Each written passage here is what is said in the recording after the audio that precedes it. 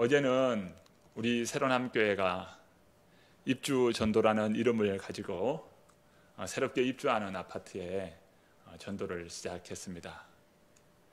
입주 전도라고 하는 그 말도 어색하고 입주 전도도 해본 적이 없는 저희들이 입주 전도를 나갔어요. 입주 전도에 나가보니 하나님께서 참 우리 교회를 사랑해 주시고 우리 교회에 기회를 주신다라는 생각을 갖게 되었습니다. 우리 주변에는 여러 교회들이 많이 있습니다. 상가교회는 말할 것도 없고요. 여러 교회들이 참 주변에 많이 있습니다. 성남 지역에서 와서 보니까 교회가 이렇게까지 많나 할 정도로 성남 지역에 작은 교회들, 여러 교회들이 참 많은 것을 제가 보면서 놀라기도 합니다. 우리 주변에도 마찬가지로 많은 교회가 있는데 이렇게 입주하는데 저희 교회밖에 입주 전도를 하고 있지 않는 겁니다. 참 입주하는 저곳을 가보니까 우리가 말로만 생각을 했는데 이제 한 주 동안 저분들이 입주를 했습니다. 굉장히 또 비도 많이 오고 해서 입주하기가 쉽지 않았을 것이다. 또 사다리 차가 올라가야 되고 하는데 사다리 차가 어떻게 올라가겠어요? 바람이 불고 빗줄기가 세차게 내리치는데 사다리 차도 위험해서 사다리도 못 올라가고 그랬을 겁니다. 그러는 가운데 불과 전체를 볼 때 약 1%, 2% 이 정도 입주를 했을까요? 대부분 입주를 하지 않는 가운데 이제 시작을 하고 있는 겁니다. 그런데 동호수가 많잖아요. 이 별로 안 되는 것 같은데, 별로 입주 안 된 것 같은데 막상 가서 보니 사람들이 꽤 많은 거예요. 불과 1, 2% 정도밖에 안 되는데 꽤 많은 분들이 입주하고 있어요. 저곳에 50%, 70%, 90%, 100% 입주하게 되면 얼마나 사람이 많겠는가. 아주 바글바글 하겠다라는 생각이 들어졌습니다. 작은 공간에 아파트 높이 23개층, 27개층 이렇게 되는 그런 라인에 어떤 곳은 4개 그 라인이 있고요. 어떤 곳은 6개 라인이 있고 하는 이런 아파트인데 이렇게 한 동 한 동 무려 39개 동이거든요. 그 많은 동에 그렇게 높이 솟은 아파트에 그분들이 입주해서 살게 됩니다. 생각해 볼 때 얼마나 사람이 많을까라는 생각이 들어졌어요. 이 좁은 공간에. 그냥 물반 고기반이라고 했는데 오늘 우리를 하나님께서 사람 낚는 업으로 바로 저곳에 그물만 던지면 하나님께서 오늘 우리에게 주시겠구나. 저희들은 작년 70일 동안 땅밟기를 하며 기도를 했습니다. 그리고 올해도 여김없이 저희들은 기도의 씨앗을 뿌렸습니다. 작년에 땅밟기 하고 난 이후에 사모하고 저는 그 이후에도 계속 저 지역을 땅밟기를 하면서 기도했습니다. 그러면서 산성역 딱 그 사거리 그 거리에 가면요 왼쪽으로는 위례와 송파가 한눈에 펼쳐서 보입니다. 그래서 그 잠실타워가 우뚝 솟은 것을 볼 수가 있고요. 그리고 그 맞은편 쪽으로 보면 산성동 지역의 그 주택들이 보이고 그리고 오른쪽에는 우리가 기도했던 입주하게 될 그 아파트가 오른쪽에는 보입니다. 그래서 그쪽에 서면 이 동서남북이 딱 보이는 거예요. 그래서 산성역 그 동서남북을 보라보며 주님 바로 이곳을 오늘 우리에게 주십시오. 정말 이곳을 보면서요 그때 제가 또 손도 감았잖아요. 자스럽게 손도 탁 들면서 손 아파서 든 줄 알죠. 누가 손 들고 축복한 줄 압니까? 그래서 손 들고 하나님 이곳이 거룩한 땅이 되게 해주시고 은혜의 땅이 되게 해 주옵소서. 이곳을 주시옵소서. 아브라함에게 주님께서 말씀해 주셨지요. 동서남북을 바라보라. 바라보는 이곳을 너와 네 자손에게 주리라. 하나님 바로 이곳에 바로 이곳을 우리 새로남 교회, 바로 이곳을 오늘 우리에게 주십시오. 저는 선포하며 기도했습니다. 우리 성도님들도 동일한 마음을 가지고 기도해 오고 계시리라 믿습니다. 그 기도의 씨앗을 오늘 우리가 뿌렸고 정말 믿음으로 오늘 우리가 기도하며 선포한 그 일이 이제는 오늘 우리를 통해서 말씀하십니다. 가서 취하라. 여호수아와 갈렙 함께한 이스라엘 백성들이 가나안 땅에 들어가면서 약속의 땅을 성취해 가듯이 오늘 우리를 통해서 가라는 거예요. 가서 전하라. 그 영혼들을 붙드시고 그 영혼을 구원하시는 일은 하나님이시지만 가서 전하는 일은 오늘 우리에게 맡겨주신 줄로 믿습니다. 그 많은 교회들이 있지만 그 모든 교회들은 찾아볼 수가 없었어요. 하나님께서 참 입주전도라고 하는 것을 이 지역은 잘 모르고 있는 것 같다는 생각도 들어졌고, 또 하나님께서 저희들에게 기회를 주신다라고 하는 생각도 되었습니다. 말씀에 의지하여 믿음으로 그물을 내리십시다. 초대교회 성도님들은 성령의 세례를 받고 성령의 충만함을 받게 되었습니다. 그러면서 그들 안에 공통적으로 일어나는 일은 다른 언어들로 말하기를 시작했다고 말씀합니다. 다른 언어란 무엇일까요? 말 그대로 그들이 평소에 쓰는 언어가 아닌 또 다른 언어입니다. 그들은 다른 언어들로 말하기를 시작했습니다. 순복음 교회에 오순절 운동을 하는 이러한 사람들은 이 다른 언어를 천사의 방언으로 이야기합니다. 그러면서 방언을 강조하면서 방언의 절대성을 강조하는데요.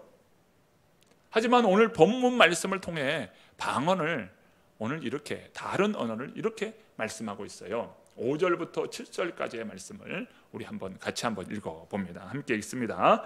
그때에 경건한 유대인들이 천하 각국으로부터 와서 예루살렘에 머물러 있더니 이 소리가 나매 큰 무리가 모여 각각 자기의 방언으로 제자들이 말하는 것을 듣고 소동하여 다 놀라 신기하게 여겨 이르되 보라, 이 말하는 사람들이 다 갈릴리 사람이 아니냐.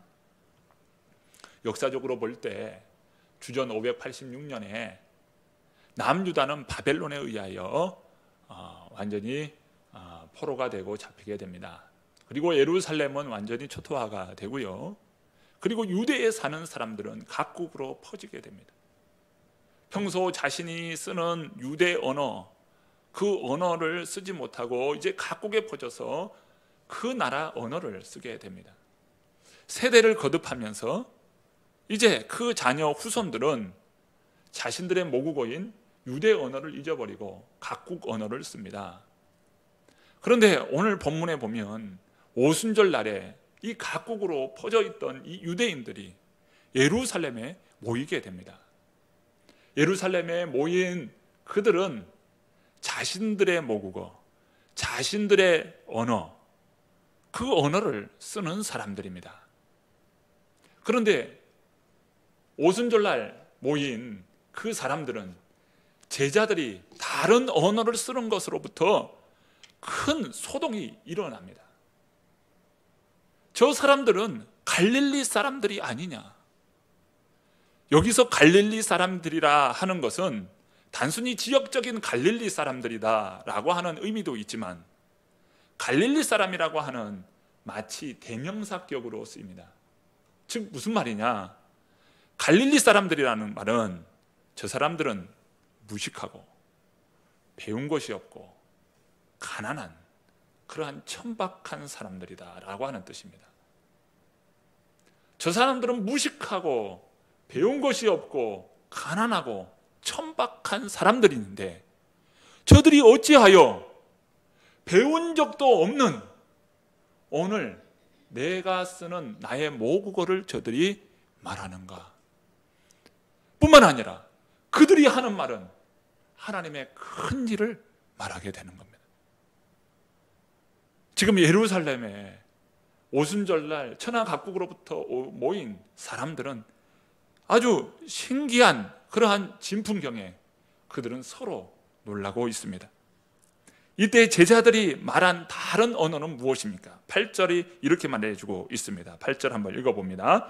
우리 각 사람이 난 곳 방언으로 듣게 되는 것이 어찌 됨이냐. 자신들이 쓰는 자신들의 모국어로 이들은 듣게 되는 것이 어찌 됨이냐. 그런데 그들은 어떤 특정 한 곳, 한 지역에서 온 사람들이 아닙니다. 천하각국에서 모인 사람들이라고 말씀합니다. 어떤 곳에서 왔는지 오늘 본문은 말씀하고 있는데요, 9절부터 11절까지의 말씀입니다. 또 한번 읽어보시죠. 우리는 바데인과 메데인과 엘람인과 또 메소포타미아, 유대와 갑바도기아, 본도와 아시아, 부르기아와 밤빌리아, 애굽과 및 구레네에 가까운 리비아, 여러 지방에 사는 사람들과 로마로부터 온 나그네 곧 유대인과 유대교에 들어온 사람들과 그레데인과 아라비아인들이라 우리가 다 우리의 각 언어로 하나님의 큰 일을 말함을 듣는도다 하고. 지금 이곳에 소개되어 있는 천하각국에 모인 사람들은 중동 지역, 아프리카 지역, 유럽 지역에 있는 사람들입니다. 그 나라의 수를 세어보면 16개국에 해당됩니다. 16개국에 이 사람들이 오순절날 예루살렘에 모이는 것입니다. 그 제자들이 자신들이 쓰는 자신들의 언어로 각각 듣게 되었습니다. 16개의 그 나라, 그 사람들이 각각 자신들의 언어로 듣게 된 것입니다. 무식하기 짝이 없는 사람들이 자신들이 사용하는 언어로 생각지도 못한, 상상할 수도 없는 그러한 일을, 그러한 말을 듣게 됩니다. 이처럼 성령 충만한 자들이 이 말한 이들의 이 언어는, 다른 언어들은 말하는 사람이나 그 말을 듣는 사람 모두 다 깜짝 놀란 일이고, 그것은 천사의 방언이 아니었습니다. 듣고 이해할 수 있는 언어, 의사소통이 가능한 언어였습니다. 그렇다고 해서 제자들이 이 이후부터 또 다른 언어들, 천하각국에서 쓰는 그러한 언어들을 그들이 말하는 것은 아닙니다. 그러나 오순절날 성령의 역사에 의하여 그들은 다른 사람들이 들을 수 있는, 듣고 이해할 수 있는 그러한 언어를 구사하게 되었습니다. 오순절날 성령 강림 때에 일어난 이러한 놀라운 역사를 오늘 우리는 어떻게 이해를 해야 할까요? 무식하기 짝이 없는 갈릴리 유대 사람들이 각각 모국어를 쓰고 있는 흩어진 유대인들의 그들의 언어로 그들의 그 귀에 들릴 만한 아주 신기한 말을 전했습니다. 이러한 모습에 그들이 말이 무엇입니까? 저들은 새 술에 취하였다. 술 취하여 저들이 저런 말을 하는 것이지 라고 비난까지 하였습니다. 그때 베드로는 자, 시간을 보아라. 이 시간이 술 취할 시간이냐? 아니라는 거예요. 우리는 성령의 그 감동에 의하여, 성령이 오늘 우리 가운데 임함으로 인하여 일어난 성령의 역사라고 증언합니다. 그러면서 베드로는 요엘 선지자의 말씀을 인용합니다. 본문 17절부터 20절까지의 말씀입니다. 우리 한번 또 같이 한번 읽어봅니다. 본문 17절부터 20절 말씀 읽습니다. 하나님이 말씀하시기를 말세 내가 내 영을 모든 육체에 부어주리니 너희의 자녀들은 예언할 것이요 너희의 젊은이들은 환상을 보고 너희의 늙은이들은 꿈을 꾸리라.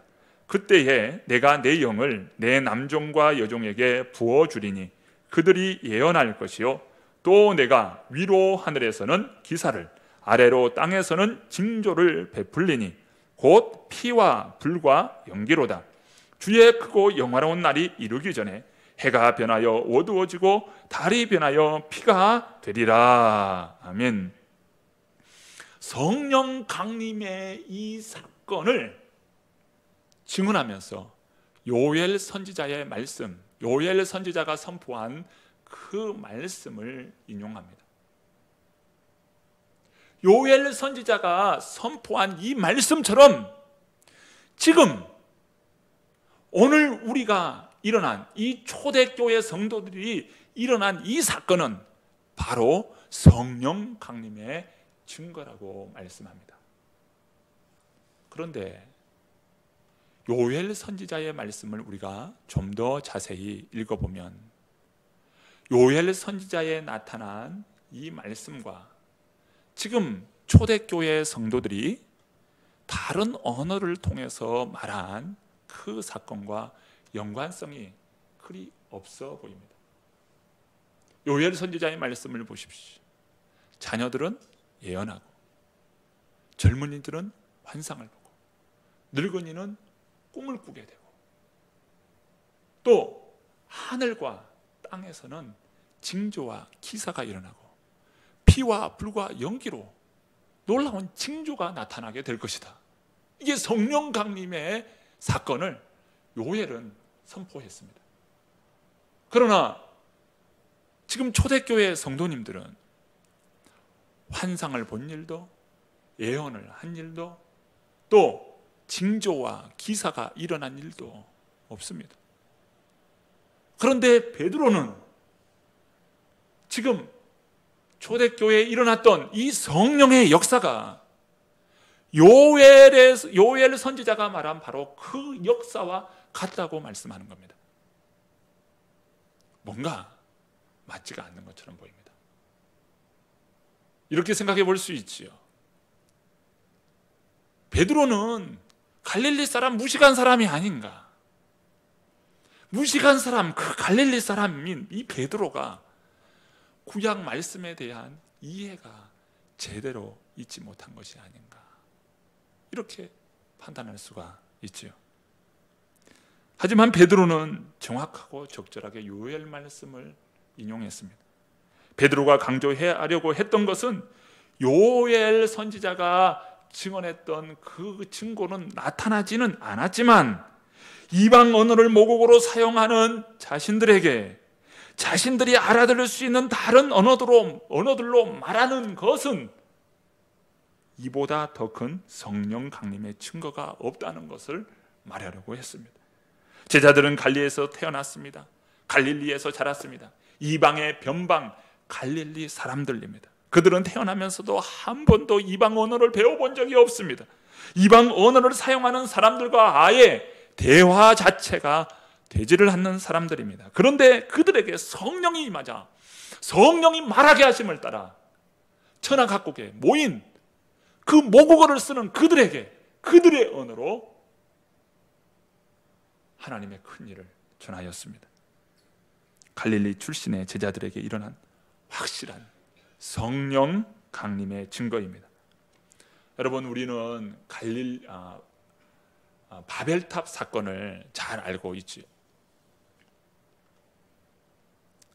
우리가 흩어짐을 면하고 우리의 이름을 내자라고 해서 그들은 탑을 높이 쌓으면서 그 탑을 어디까지요?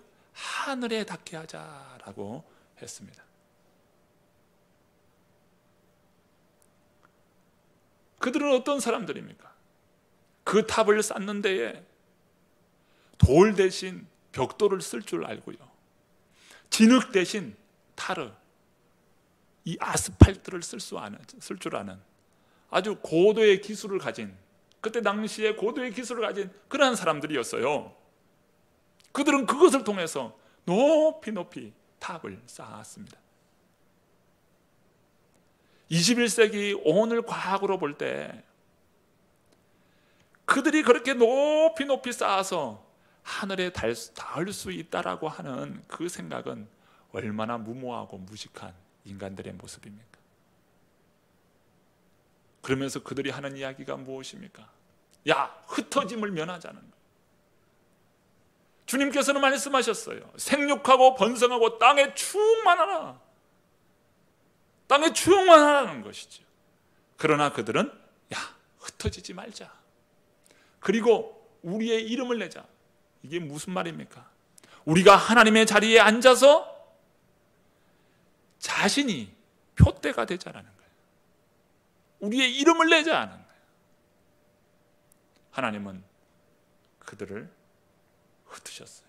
무엇으로 흩으셨나요? 언어를 혼잡게 함으로 흩어졌어요. 결국 교만이라고 하는 것은 흩어짐에 대한 모습이요. 교만한 자를 통해서 하나님은 그 무리를 흩어지게 만듭니다. 참 교만한 사람들이 그 무리 안에 있으면 어떤 일이 일어납니까?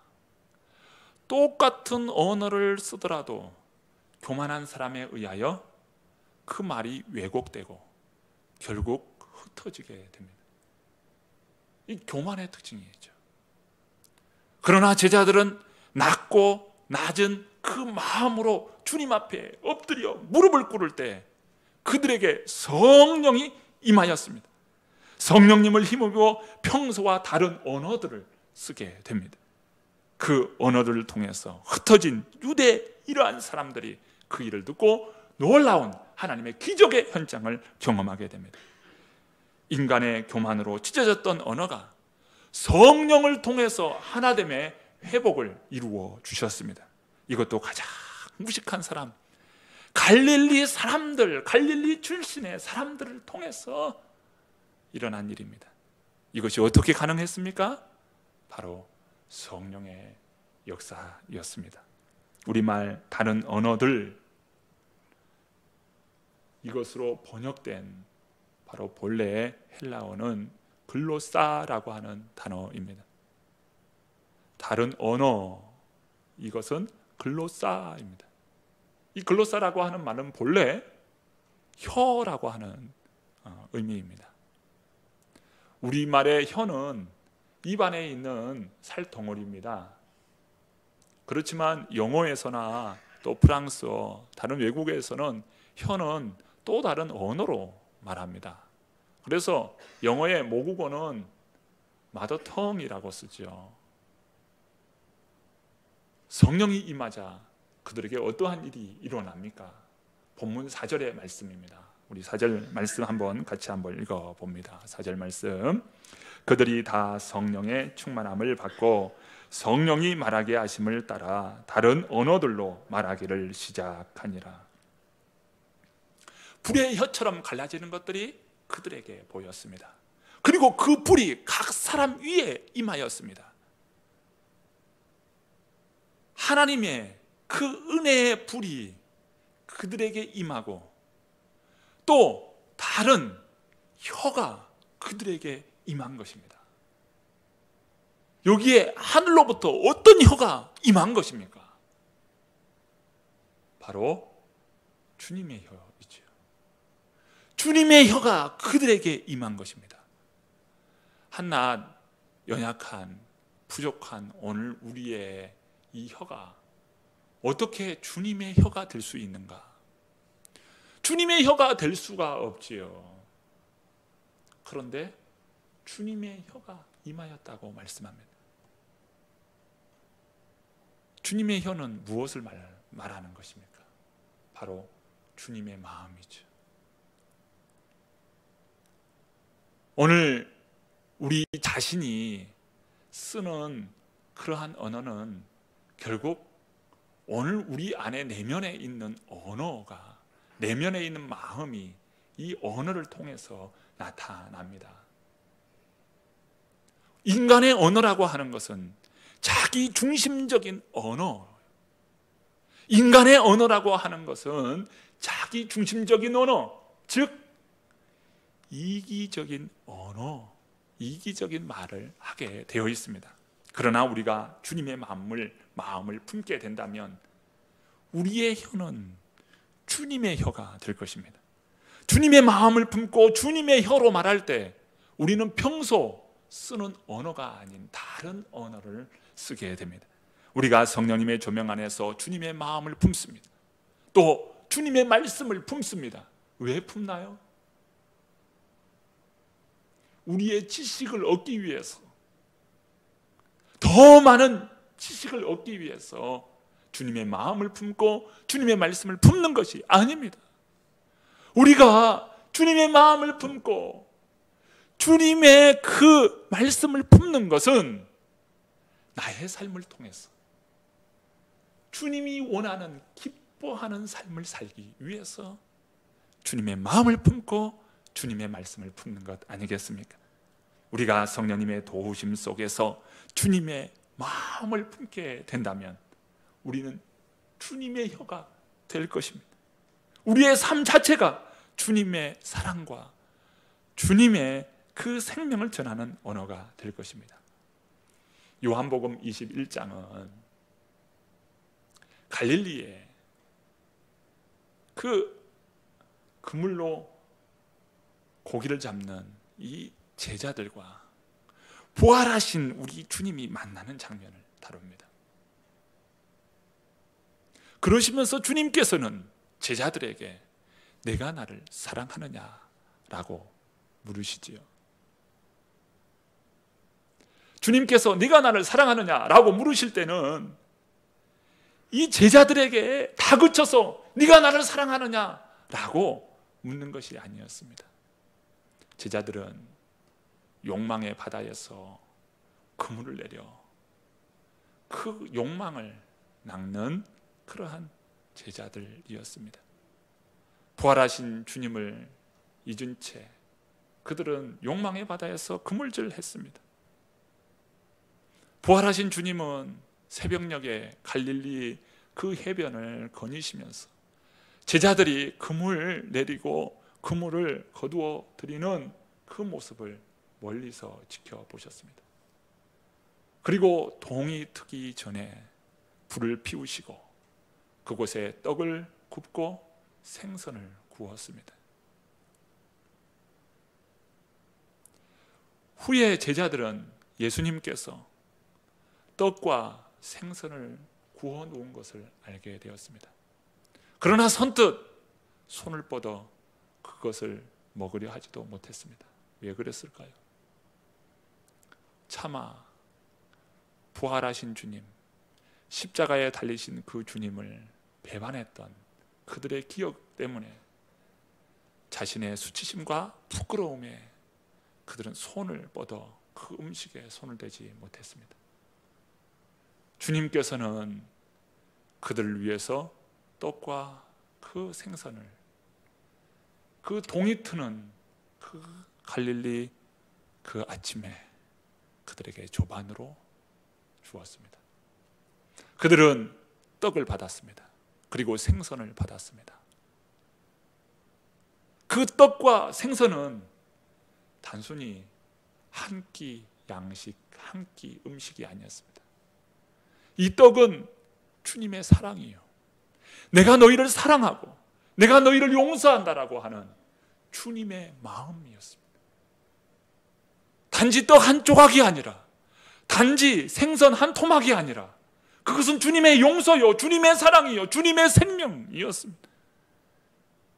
주님의 사랑을 받고 주님의 생명을 받은 그 제자들은 주님께서 물으실 때 내가 나를 사랑하느냐 라고 물으실 때 예 주님, 제가 주님을 사랑합니다. 네가 나를 사랑하느냐? 예 주님, 제가 주님을 사랑합니다. 네가 나를 사랑하느냐? 예 주님, 제가 주님을 사랑합니다. 그 떡 한 조각, 생선 한 토막은 내가 너를 사랑하고 내가 너를 용서하고 이것은 나의 생명이라고 하는 그 의미로서 바로 떡덩이에 바로 의미가 담겨져 있습니다. 제자들은 평소에 우리 주님께서 말씀해 주신 그 말씀을 이해하지 못했습니다. 그러나 주님은 이 떡 한 덩이를 통해서 사랑을 보여주셨습니다. 우리가 성령님의 도움 속에서 주님의 마음을 품는다면 작은 떡덩이 그 한 덩이를 통해서도 주님의 사랑을 전할 수 있습니다. 주님의 마음이 될 수 있습니다. 저는 어릴 적 어머니께서 이렇게 떡을 만들어 주시곤 했습니다.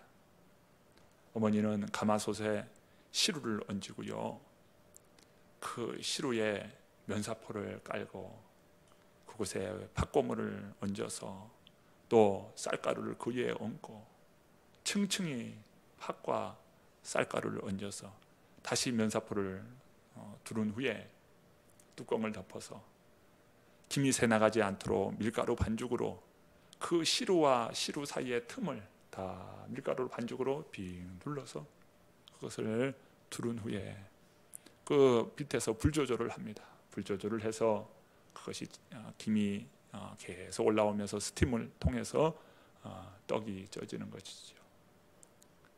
불 조절을 하면서 스팀 조절을 하면서 그렇게 떡을 찌셨습니다.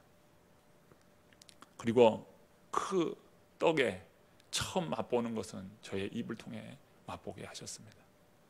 제가 막내다 보니까 다 이제 형이고 또 누님이고 다 객지에 있고 그러다 보니까 명절이 되면 떡을 찌면서 어머니께서 저의 입에 넣어 주시곤 했습니다. 그런데 지금 기억해 보면 그 떡 맛이 어떠했는지 잘 기억이 나지 않아요. 어릴 적에 그 떡 맛이 어떠했나, 떡이 맛있었는지, 떡이 간이 잘 들었는지 그 기억은 없습니다. 그런데 어떤 기억이 있냐면 어머니께서 떡을 그렇게 만드신 것은 가족을 사랑하고 자녀들을 사랑한다라고 하는 그 마음이, 그 떡 찌는 그 떡에 어머니의 마음, 어머니의 사랑이 그곳에 있다는 것입니다. 저는 지금 생각해 볼 때 이게 손쉽게 되는 것은 아니지만 정성을 다해서 떡을 찌는 이유는 바로 객지에 있는 자녀들, 그 자녀들이 왔을 때 따뜻한 떡을 먹이고자 하는 어머니의 사랑의 마음인 것이지. 떡은 하나의 떡이 아니라 어머니의 사랑입니다. 저는 생각했습니다.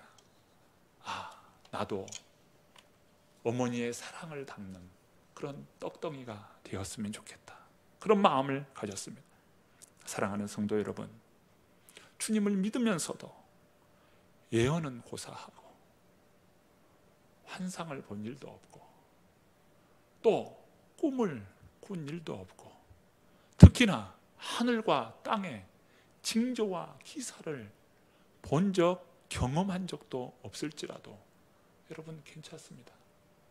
그것이 문제가 되지 않습니다. 나와 함께 계시는 성령님의 도움 속에서 주님의 마음을 품으십시오. 이기적이고 자기중심적인 나의 혀가 주님의 혀로 대체될 수 있기를 바랍니다. 그 순간 나의 삶은 말할 것도 없고 나의 입으로 단 한마디 말을 하지 않을지라도 내 손에 들린 떡 한 조각마저도 주님의 다른 언어, 다른 혀가 될 수 있습니다. 성령님께서는 주님의 혀가 되고자 하는 자에게 역사하십니다. 내 스스로 아무런 일도 아무런 역사도 일으킬 수는 없습니다. 성령님께서 나와 함께 하시고 나와 더불어 같이 해 주실 때에 우리는 언제나 주님의 혀가 될 수 있고 주님의 떡덩이가 될 수 있습니다. 초대교회 성도님들은 성령의 충만함을 받고 서로 떡을 떼며 교제하였고 하나같이 다 주님의 혀로서 삶을 살아갔습니다. 우리 새로남의 이 자리에 모인 우리 모든 성도님들 또한 성령의 충만함을 받고 서로 떡을 떼는 그런 은혜, 주님의 혀가 되는 그런 은혜가 있기를 간절히 축원합니다. 함께 기도드리십니다. 이 시간 기도를 따라해 주시기 바랍니다. 하나님 아버지, 저는 죄인입니다. 예수님의 사랑을 모르고 방황하던 죄인입니다. 주님을 모른다 부인하고 예수님을 버렸던 제자들과 같이 나도 주님을 부인했습니다. 주님을 떠나 욕망의 바다에서 그물을 내렸습니다. 하지만 주님은 제자들에게 찾아왔고 떡과 고기로 제자들을 먹이셨습니다. 주님이 오늘 제게 찾아오셨고 내게 말씀하십니다. 내가 나를 사랑하느냐? 내가 나를 사랑하느냐? 내가 나를 사랑하느냐? 주님, 주님을 사랑합니다. 정말 주님을 사랑합니다. 주저하지 않고 주님을 사랑합니다. 이제는 주님의 혀가 되고 주님의 사랑을 전하는 떡덩이가 되겠습니다. 주님의 혀가 되어 주님의 사랑과 생명을 전하는 자가 되겠습니다. 예수님의 이름으로 기도드립니다.